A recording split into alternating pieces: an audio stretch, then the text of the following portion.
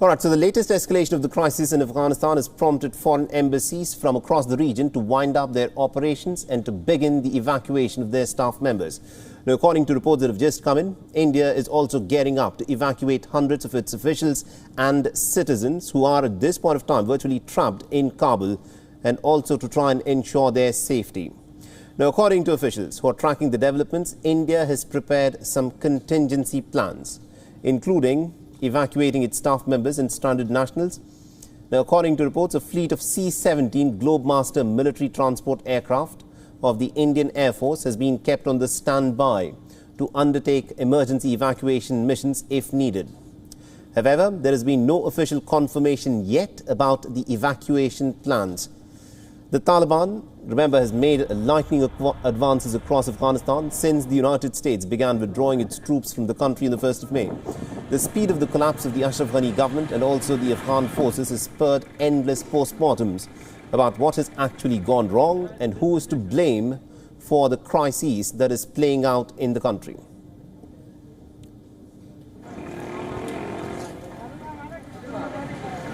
Now, to give us more insights in terms of what's actually unfolding in the country, we're joined in by Dr. Kadira Pethiyagoda, who's an international affairs expert. He's joining us live on this broadcast.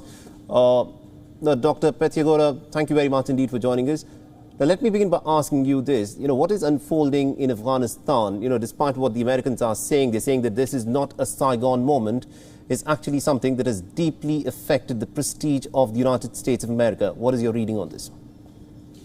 Yes, I think it's a pivotal moment in world history where we're seeing, the current greatest power, strategic power, basically having to withdraw its embassy like it did in Saigon in Vietnam, and we're seeing other countries like China and Russia looking on very interestedly.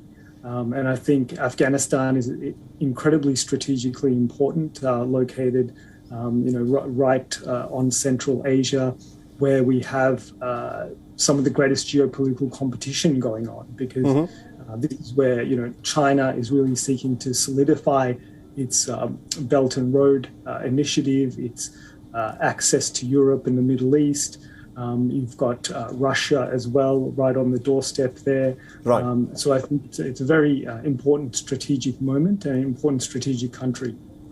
Also the manner in which the city of Kabul virtually fell into the hands of the Taliban is something that is going to be talked about and debated over for many months to come. But I want you to weigh in on the calculation of the Americans ever since they started pulling their troops out from the month of May. Did the Americans expect that the manner in which the Taliban would be able to take over the country would be this swift?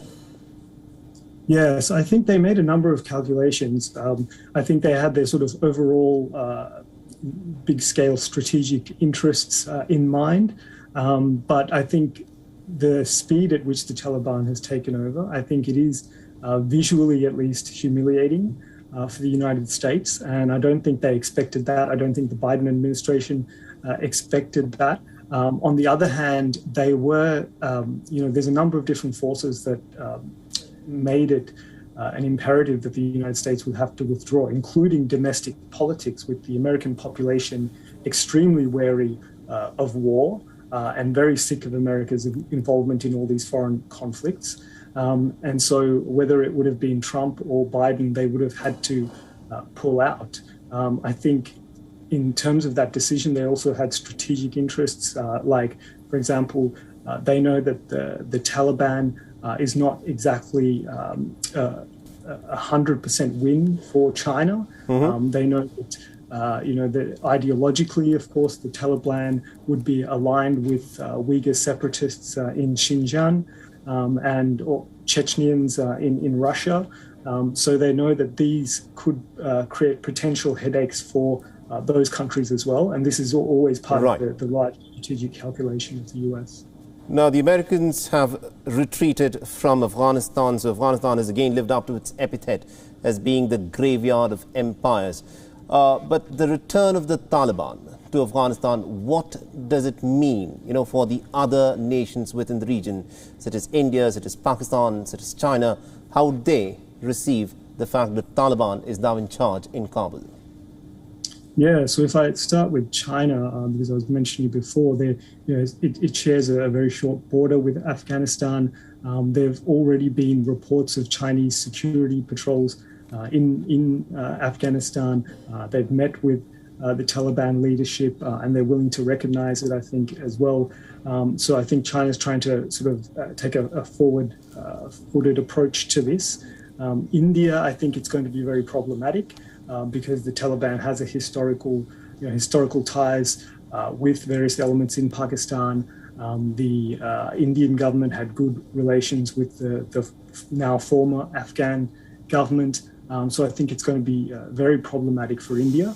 And I think that, India would be well advised to be discussing this with all the regional partners that it has and taking a sort of a forward-footed approach as well.